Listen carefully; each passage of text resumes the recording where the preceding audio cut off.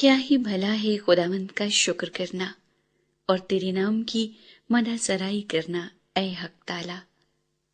صبح کو تیری شفقت کا اظہار کرنا اور رات کو تیری وفاداری کا، 10 تار والے ساز اور بربط پر اور ستار پر گونجتی آواز کے ساتھ، کیونکہ اے خداوند تو نے مجھے اپنے کام سے خوش کیا۔ میں تیری صنعت کاری کے سبب سے شادیانہ بجاؤں گا۔ اے خداوند تیری صنعتیں کیسی بڑی ہیں، تیرے خیال بہت عمیق ہیں۔ حیوان خصلت نہیں جانتا اور احمق اس کو نہیں سمجھتا ہے۔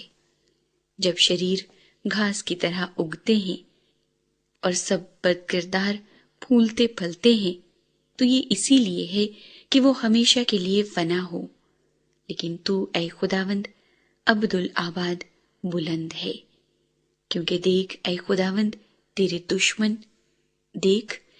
دشمن ہلاک ہو جائیں گے، سب بد کردار پراگندہ کر دیے جائیں گے، لیکن تو نے میرے سینگ کو جنگلی سانڈ کے سینگ کی مانند بلند کیا ہے۔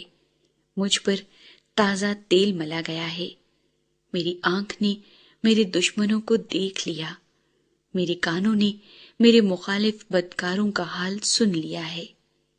صادق کھجور کے درخت کی مانند سرسبز ہوگا، وہ لبنان کے دیودار کی طرح بڑھے گا جو خداوند کے گھر میں لگائے گئے ہیں۔